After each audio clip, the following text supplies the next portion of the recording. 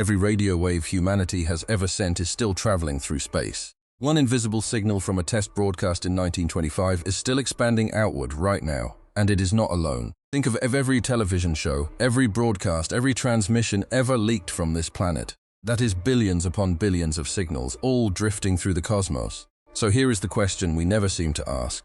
If our airwaves are flooding the galaxy, who exactly is on the receiving end? Every television signal humanity has ever broadcast is still traveling. Not as a memory, not as a record, but as an expanding wave of light, carrying our oldest sitcoms, our live news blunders, and our first clumsy attempts at entertainment into the depths of space. Imagine an invisible sphere centered on our planet, growing outward at the speed of light. Within that sphere, our transmissions have already washed over distant solar systems. The signals from the 1950s have created a bubble with a radius of roughly 68 light-years. That number, calculated by Seth Shostak of the SETI Institute in an analysis for NBC News in 2018, defines the reach of our earliest broadcasts. And within that modest sphere, there are an estimated 8,000 to 10,000 sun-like stars. Think about that for a moment. We haven't had to send a single probe to make our presence known. We have simply leaked our existence into the cosmic neighborhood. We have been announcing ourselves for decades, not with a focused, deliberate message, but with I Love Lucy and the evening news. The consequence is that any technological civilization orbiting one of those thousands of stars has already had the chance to detect us. They wouldn't need a super telescope aimed at our planet. They would just need a receiver tuned to the right frequency. The sheer volume of our analog broadcast power has made Earth a conspicuous point in the radio spectrum. We are not hiding. We are not whispering. We are broadcasting our location on a frequency that any advanced society would recognize as artificial. It is a strange thought that we have spent 70 years shouting into the dark without ever deciding to raise our voices. The bubble expands, and every passing year adds another light year to its radius, encompassing more stars, more potential observers. But the question that hangs in the silence is a simple one. Of the thousands of suns already within our bubble, has anyone actually noticed the faint, repetitive signature of our earliest television? We cannot know for certain, because the answer depends on a variable we have never been able to measure: the listening habits of another civilization. If an alien society possesses a receiver sensitive enough to pick up a 1960s broadcast, they would face the monumental task of filtering our signal from the cosmic background noise. The Earth's transmission is not a tightly focused beam. It spreads out as a sphere, weakening with the square of the distance. By the time those photons reach a star 80 light-years away, the original NTSC waveform is buried beneath the hiss of the Milky Way's own radio emissions. A technician on that distant world would need to know exactly which frequency to scan, at which precise moment, and for how long, to catch the ghost of a wrestling match or a presidential address. The probability feels vanishingly small, yet the sheer volume of our leakage, millions of hours of analog television, FM radio, and military radar, makes the task slightly less absurd. The airwaves we produced in the 1950s are now a faint, stretched echo, but they are still there, traveling at the speed of light. Let us push the calculation further. The bubble of 68 light-years contains not just thousands of sun-like stars, but also hundreds of red dwarfs, dozens of white dwarfs, and a scattering of binary systems. Some of those stars may host planets with their own ionospheres, magnetic fields, and technological societies. If even one of those planets has a SETI-like program of their own, they would be looking for exactly what we are emitting: a narrowband carrier wave, amplitude modulated, repeating in a rhythmic pattern that no natural astrophysical process can produce. They would see our signal as a blinking light in the darkness, a beacon of intelligent design. The fact that we have not received an answering call could mean many things: that they lack the inclination, that they are listening on a different band, that they are dead, or that they have chosen not to answer. But the absence of a reply does not negate the initial act of exposure. We have already placed the card on the table. The question is whether anyone has picked it up. What chills the imagination is not the thought of a deliberate contact scenario, but the mundanity of our cosmic footprint. A star 40 light-years away, if it holds a planet with a radio telescope, would now be processing reruns of Bonanza and the Ed Sullivan Show. They would see our world as it was in the mid-1960s, a time of political upheaval, technological optimism, and cultural ferment. They would not see us as we are today. They would see a frozen sliver of our history, repeated every time the signal passes through their receiver. Our identity is thus pinned to a specific decade, a specific bandwidth, a specific set of ghostly images that we ourselves have mostly forgotten. The bubble is not a jewel of our golden age. It is a leak from our analog past, an unintended autobiography written in wattage. And as that bubble grows, so too does the archive of our clumsiness. The stars beyond the 68 light-year radius are still blind to our existence, but the ones inside the boundary have already been given a glimpse of our formative years. That is the irony. We spend so much time worrying about sending a deliberate, crafted message into space, but the real message we have sent is far more honest and far more vulnerable. A raw, unedited broadcast of our humanity. And now, the only remaining question is whether that messy, unguarded signal is enough to make us interesting, or just enough to make us an easy target. There is a quiet unease that settles in when you realize the universe might be looking back at us. In 2021, a team from the University of California, Los Angeles, and the European Southern Observatory published a study in the journal Nature that reframed our place in the cosmos entirely. They worked out that within 100 light-years of Earth, at least 1,715 stars have had the perfect vantage point to watch our planet drift across the face of the Sun over the last 5,000 years. Not close, not far, but exactly aligned with the narrow corridor of sky where Earth passes in front of our home star. And there are 319 more stars that will move into that same observational sweet spot over the next 5,000 years. That is a lot of potential witnesses. We like to think of ourselves as hidden, a small blue dot lost in a vast dark ocean, but that is a comforting illusion that the math simply does not support. The geometry of our solar system has put us on display for a very long time. The mechanics of being seen are almost embarrassingly simple. When a planet passes in front of its host star, it blocks a tiny fraction of the light, a dip so small that it takes careful instruments to notice it. This is the transit method, the same technique we have used to find thousands of exoplanets ourselves. We look for that faint shadow, that little blink, and we know something is there. So if we can do it, so can anyone else. From the perspective of those 1,715 stars, Earth performs that same tiny shadow dance every single time it completes an orbit. For anyone watching with the right technology, we are not invisible at all. We are a recurring event, a subtle but regular pattern written into the light of our sun. There is no need for alien megastructures or impossible engineering, just patience and a decent telescope. That is what makes it so unsettling. The threshold for detection is well within reach of any civilization that has developed even slightly beyond our own level of astronomy. We are observable. Now here is the detail that should send a chill down your spine. A NASA paper published in June 2023, data from the NASA Exoplanet Archive, looked closer at that list of 1,715 stars. They found that 75 of them are located within 100 light-years and have been in a prime observational position during the last 100 years. Let that sink in. 100 years is exactly the window of time in which we started broadcasting our existence with radio waves. It is also the exact window of time in which we built rockets, walked on the moon, and filled our skies with electromagnetic noise. So out of those 75 stars, any civilization with the right instruments could have watched us make our first clumsy steps off the surface of our planet. They could have seen the small, crawling spacecraft, the footprints left behind in the lunar dust, the flag planted as a piece of ourselves. They were watching when we proved that we could leave our cradle, and they have been watching ever since. The idea that we have been performing for an unseen audience for decades is not science fiction. It is a straightforward conclusion from the published numbers. What do you do with that kind of information? You cannot unsee it. The next time you step outside and look up at the night sky, you are looking at a collection of potential watchers. And somewhere out there, among that list of stars, there might be an astronomer on another world who has already catalogued our planet.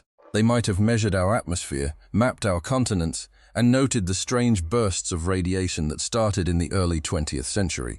They might have seen the signal of a species that was about to change its world forever. We have spent decades asking if we are alone, but maybe the question was wrong. Maybe the real question is whether we have ever truly had privacy, because the data says we have been visible for a very long time, and the only thing we know for sure is that we have no idea who has been looking. And that is the thought that should stay with you long after this is over. Here is the script for Section 4, Part 3, written entirely in English, following the outlined structure, pacing, and requirements. We have built this invisible fortress around ourselves, this sphere of radiation, but the truly unsettling part is how bright that fortress makes us. You would think a deliberate message, something crafted by brilliant minds like the one Arecibo sent in 1974, would be our loudest shout into the cosmos. It wasn't. The radio and television signals from our everyday commercial broadcasts are far more powerful than any intentional signal we have ever generated. The sheer wattage of our combined entertainment, our news broadcasts, our silly soap operas, all of it blasting out into the void for decades, eclipses the fleeting, focused transmission of a scientific greeting. This is the irony at the heart of our cosmic presence. We are not a whisper in the dark, we are a blaring beacon, a lighthouse shining with a light that was never meant to guide anyone.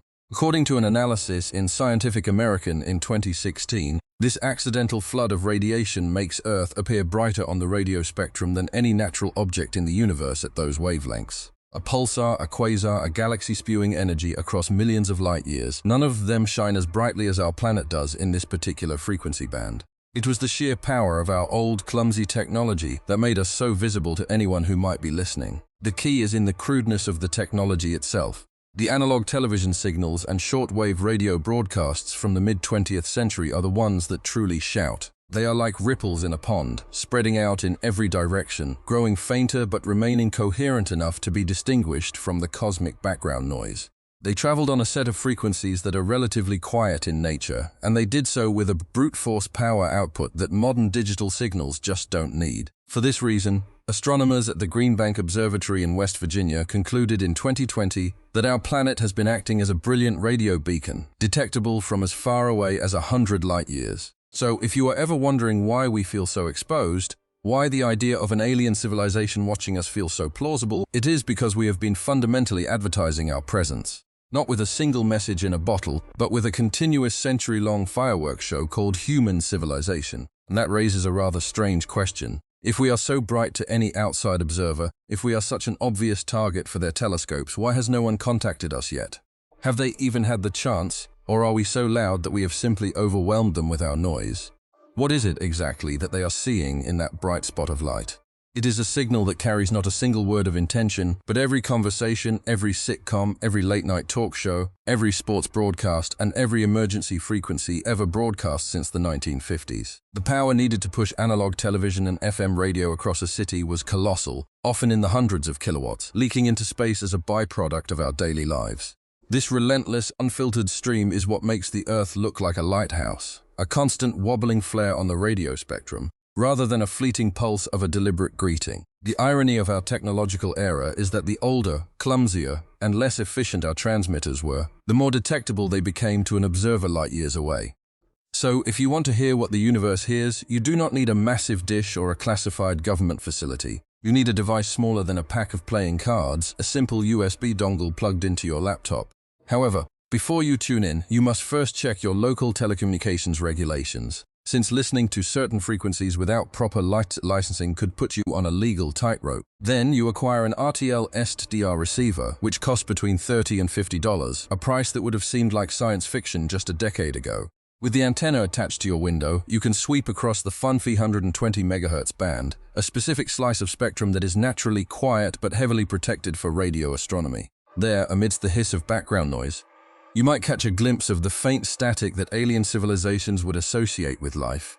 Except the static you hear at that frequency is coming from you, from the very ground you stand on, reflecting off the ionosphere. This twist is both humbling and terrifying. The tools we consider obsolete, the old analog towers that were decommissioned years ago, are now our loudest ambassadors. A digital signal is efficient, sharp, and quiet, but an analog transmitter is a clumsy, wide-spreading scream. That loudness, born from the mundane routines of the mid-20th century, is now a historical artifact still traveling through the cosmos, a ghost of our past that will outlive the very machines that produced it. And the realization hits you that the stars we see tonight are not just balls of burning gas. They are also mirrors reflecting our own noise back at us in silence, making us wonder whether being heard is a blessing, a curse, or simply a consequence of being alive in a universe that never listens. On February 9, 1964, something extraordinary slipped beyond our atmosphere, and it wasn't a spacecraft.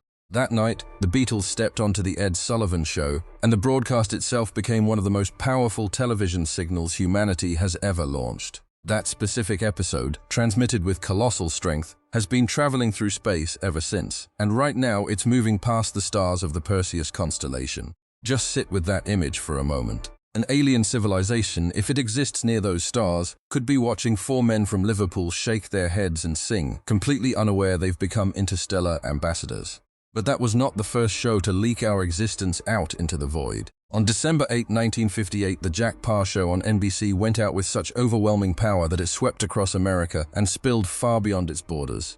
That signal has now traveled roughly 66 light-years, meaning any technological species orbiting stars in the Lyra or Hydra constellations could have already tuned in. Think about what that actually means. A late-night talk show from the 1950s, with its guests and its banter and its black and white frames, is now a permanent artifact of our world, drifting through a sea of suns we will never reach. Now let me make this even stranger. Since January 22, 1957, when the Dumont network first began its experimental broadcasts, more than 500,000 distinct television programs have escaped our planet. That's not a typo, it's 500,000 shows and millions of hours of footage, all of it radiating outward in every direction. Together they form what researchers at the BBC have called a massive cultural package, a bundle so dense that any advanced civilization could potentially decode it and piece together who we are. We have essentially uploaded our species, our quirks, our politics, our fashion, our jokes into the cosmos without ever signing a consent form. So imagine Min, a 32-year-old office worker in Ho Chi Minh City, finishing a long day and collapsing onto his sofa with the remote in his hand. He scrolls through channels and lands on an old film from 1970, a rerun of something he's seen before, and he lets it play while he checks his phone. What Min doesn't realize is that this very signal, the same electromagnetic waves carrying the actors' voices and the old soundtrack, is still racing out into space. It's heading toward the Aquila constellation, and 900 years from now, if a civilization lives near those stars, they might sit down and watch exactly what Min watched tonight. They would see our faces, hear our language, and infer the rhythm of our daily lives from a fictional story we told ourselves decades ago. That's the part that should send a shiver down your spine. Our images are traveling ahead of our bodies. Our culture is arriving at distant worlds before we have even figured out how to leave our own solar system. And the laughter, the drama, the advertisements, the news bulletins, all of it is moving as one giant wave of human experience. We think of space as silent, but we have been shouting into it for almost a century without ever pausing to consider who might be listening, or what they might be learning about us. We have sent a version of ourselves into the dark, and we have no idea what that version looks like from the other side. So here is the paradox. For 50 years, from the early days of high-power broadcasting until roughly 1980, our planet leaked a torrent of radio energy into the cosmos. Every television station, every radio tower, every military radar installation was shouting our existence into the void with a strength we have never matched since. It was an accidental, blundering announcement of our presence, and it was loud. Then, almost without noticing, we began to quiet down. The switch to digital signals was the first blow, because digital broadcasts are compressed, efficient, and require a fraction of the power of their analog ancestors. Fiber optic cables replaced the need for long-distance microwave relays, while satellites with tightly focused beams now deliver signals directly to our devices instead of scattering them across the planet. Each of these advances was marketed as progress, and it was, but it also had a side effect that nobody intended. We became harder to find from space. By the 1990s, the radio spectrum around Earth had grown noticeably more silent, and the trend has only continued into the 21st century. So the very technology that made our civilization visible to the stars also made us invisible. The era of our loudest broadcasting was brief, accidental, and already fading into the past. A BBC Future analysis from 2019 highlighted this counterintuitive shift, noting that the period from 1930 to 1980 produced more radio leakage than everything we have emitted since. That means the bubble of our most detectable signals is expanding, but it is not being replenished with the same intensity. The wavefront is still moving outward, carrying the Ed Sullivan Show and all those other relics, but behind it, the source has dimmed to a whisper. You might ask, does that matter? Well, consider what it means for anyone trying to find us. An alien civilization scanning the galaxy would have a much easier time detecting a planet that constantly broadcasts a steady, powerful signal across the spectrum. Our current behavior makes us look more like a natural, uninhabited rock, because our emissions are now so faint and so digital that they blend into the background noise of the universe. The fingerprints of human intelligence are becoming harder to see, not because we are hiding, but because we simply upgraded our technology without thinking about how it looked from out there. But wait, is the silence truly total? No, not entirely. There are still powerful sources of radiation escaping from Earth, such as the enormous radar systems used for planetary defense and deep space communication. These transmitters, like the ones at Goldstone and Arecibo's successors, are pointed outward and they are loud. Yet they are also focused and intermittent, firing brief pulses rather than a continuous wall of noise. In other words, we are no longer shouting constantly, but occasionally we still scream in a specific direction. The question is whether that distinction matters to a civilization that might be listening for patterns. Now, let me give you a small practical thought, just to put your own mind at ease. If you are worried that your personal devices are making you part of this cosmic broadcast, you can relax. Your home Wi-Fi router, your smartphone, and your smart television are all incredibly weak emitters, and their signals almost never escape the planet's atmosphere. They simply do not have the power to punch through the ionosphere and reach deep space. The only things that really matter are the giant radio telescopes, the military radar installations, and the deep space communication networks, and those are operated by a handful of agencies with strict protocols. Your router is not betraying your location to the stars any more than a candle would illuminate a city from orbit. So you are not adding to the problem, whatever that problem might be. As for the international regulations, the truth is that no treaty currently prohibits this kind of accidental or deliberate transmission. Groups like the United Nations Office for Outer Space Affairs and the International Telecommunication Union keep talking about the issue, but so far there is no law that says we have to stay quiet. It is a wide-open cosmos, and we are still figuring out the rules of engagement. In 1974, Frank Drake, the father of the Drake equation, and Carl Sagan spent 3 days meticulously crafting a message that humanity would send to the stars. They designed a 168-second transmission containing simple arithmetic, diagrams of DNA, a human figure, and a map of our solar system, broadcasting it toward the globular cluster Messier 13, some 25,000 light-years away. The control room fell into a tense silence as the signal went out, with the team unsure they had even aimed correctly, yet they pressed on because it felt like the only chance they would ever get. Of course, the cosmic punchline is that by the time the signal reaches its destination, the cluster will have drifted off course by about 25 light-years. Physicist David Brin described this as throwing a bottle into the ocean without knowing where the shore is, a perfect blend of ambition and naivety. The transmission still travels onward, but it is likely destined to wash up on an empty shore. So we keep shouting into the void, but what if the silence we hear is not emptiness, but the sound of someone listening and simply choosing not to answer? The Arecibo message was not a random act of desperation. It was a deliberate, almost poetic gamble, a testament to a species that had just learned to listen and desperately wanted to be heard. But the finer details of that 3-day preparation reveal the profound human effort behind the binary code. Frank Drake and Carl Sagan argued over the pictograms, debating whether an alien intelligence would interpret the human figure as a biological entity or a mere geometric shape. The transmitter, operating at 2,380 MHz, was powered at a peak of 450 kilowatts, generating a signal so powerful that it would briefly outshine the sun's radio emissions within its focused beam. As the countdown reached 0, the antenna's massive dish, 305 meters across, tilted toward the constellation Hercules, its surface reflecting the afternoon heat back at the small team standing in the control room. The air in the room was thick with the smell of stale coffee and cold solder, mixed with the ozone of the aging equipment. Sagan reportedly wiped his glasses clean 3 times in the final minute, a nervous tic that betrayed his otherwise composed demeanor, while Drake kept his eyes fixed on the monitor, watching the 11-minute transmission sequence unfold without a single glance at his notes. When the last pulse faded, the silence that followed was not just tense, it was physical, pressing against their eardrums like the pressure before a thunderstorm. An engineer in the corner eventually cleared his throat, the sound startlingly loud, and asked, "So, do we do it again?" Drake simply shook his head, closing the logbook with a loud thud, and said, "We only have 1 bottle for this ocean."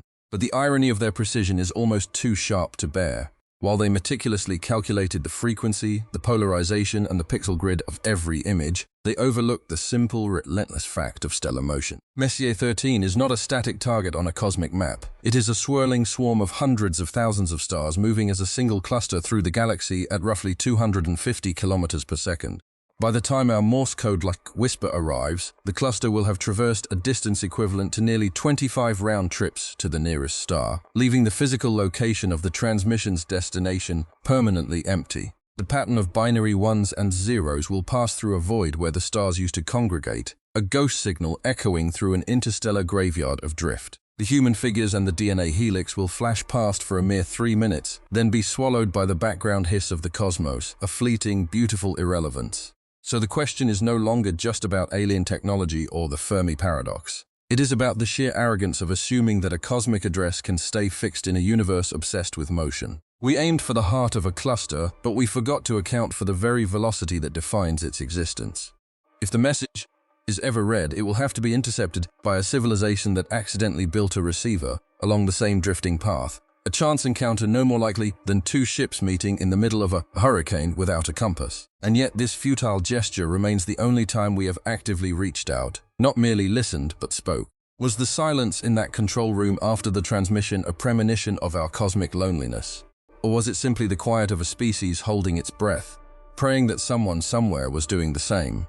The search for intelligent life beyond Earth is not a passive waiting game. It is an active scientific pursuit carried out by dedicated institutions using some of the most advanced technology we possess. The SETI Institute, a name that stands for the Search for Extraterrestrial Intelligence, operates the Allen Telescope Array in California, a field of 42 radio dishes designed specifically to listen for artificial signals from the cosmos, though the array was originally planned to have 350 dishes before budget cuts forced a rethink.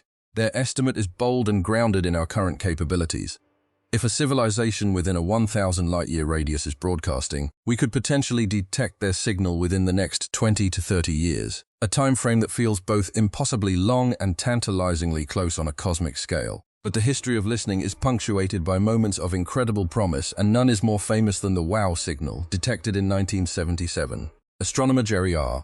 Eman, working at Ohio State University's Big Ear radio telescope, saw a printout with a sequence of characters so strong and so narrow that he circled it and wrote "wow" in the margin, a 72-second burst of radio energy that seemed to come from the direction of the constellation Sagittarius. It had all the hallmarks of an artificial transmission, but it was never detected again, leaving its origin a complete mystery and serving as a reminder of how fleeting and ambiguous a cosmic message might be. The challenge of this work is immense, as the Arecibo Observatory discovered in May of 2015, when its instruments captured a strange signal that looked almost biological in its structure, prompting a 3-week investigation before they concluded it was just a scanner from a nearby airport, not an alien transmission. It is a perfect illustration of why the search is so difficult. The universe is full of noise, and our own technology creates constant false positives that scientists must meticulously rule out before their excitement can grow. And that experience shows how easily hope can be dashed by a mundane explanation. So how do you, as an individual, move from passive curiosity to active engagement with these big questions?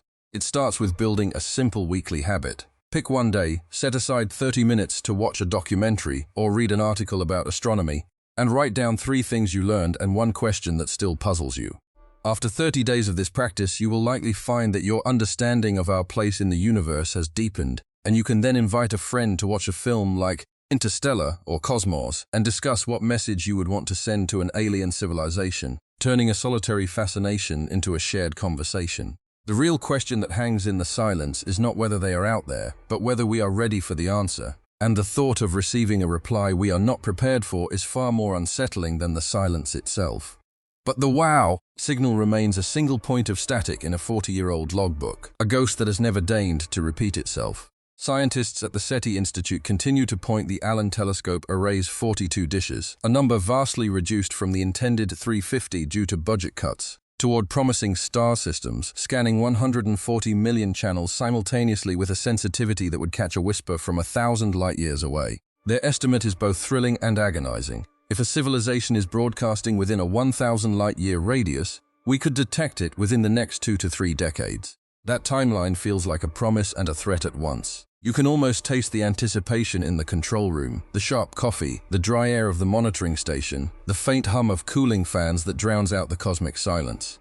Every blip that rises above the background noise triggers a visceral jolt, an involuntary tightening of the chest, a quickened pulse, followed more often than not by the deflating recognition that it is just a passing satellite or a terrestrial transmitter. The search is a discipline of patience, a meditation on the possibility that we might be alone, punctuated by rare, electric moments of false hope. When the Arecibo telescope, before its 2020 collapse, captured a strange signal in May 2015, the team devoted 3 full weeks to analysis because its shape mimicked an artificial biological transmission. The source turned out to be a baggage scanner at a nearby airport, but for 21 days, those scientists allowed themselves to wonder if everything had changed. Can you feel that oscillation between rational debunking and unguarded wonder pulling at your own mind as you sit with these possibilities? We are not merely receivers. We are participants in an ongoing experiment where the outcome remains unknown. And every one of us can join the listen by contributing to citizen science projects, by opening our laptops to process data from distant star systems, by becoming part of a distributed intelligence that searches while we sleep. The universe is an ocean of static, and we are straining to hear a single coherent voice beneath the waves. The uncertainty is not a flaw but the very fabric of the quest. Yet here you are, reading these words, already closer to the cosmic conversation than most people who have ever lived, and the only question that remains is whether you will choose to listen or to speak, or simply to wait and see which of you grows tired of the silence first. And if the answer never comes, will you find that the listening itself has changed you? Or will the quiet settle back into your bones like an old familiar ache that you no longer notice? So, we are both the brightest lighthouse and the faintest whisper. That is the strange contradiction we carry with us as we drift through the cosmos. Physicist David Brin captured this perfectly in a long analysis for Physics Today back in 2014, warning that our planet is becoming quieter as we shift to digital technology, and that if we ever want to be heard, we will have to make a deliberate choice, because luck will no longer play a part. It is a humbling thought when you consider the numbers, and it puts everything we have discussed into a rather sobering perspective. Consider that every radio signal humanity has ever produced, from those first experimental broadcasts in 1925 all the way to the satellites humming above us in 2025, combined into one single surge of energy, still amounts to less than what an X-class solar flare unleashes in just 10 minutes on the same frequencies. Without our careful frequency targeting and coding, we are not a shout. We are a tiny murmur lost in the roaring furnace of a star. Which leads me to a question that lingers long after the science fades. What do they actually see when they look our way? A civilization to be feared or one to be pitied for its fragile accidental noise? And yet that question has already been answered, at least in part. Remember how we began, wondering who might be watching our little bubble of radio waves drifting outward. We now know the answer to that question. It is at least 1,715 stars, and they have been watching us for a very, very long time. They were there for our first clumsy broadcasts, for our wars and our celebrations, and they are still there now, silent witnesses to everything we have ever sent into the dark. So if this thought stirs something in you, do not just let it fade away. Share this video with a friend and start the conversation you have been meaning to have. Drop a comment telling us what you genuinely believe those distant civilizations would think of us, because this is a story that is still being written, and each of us has a part in it.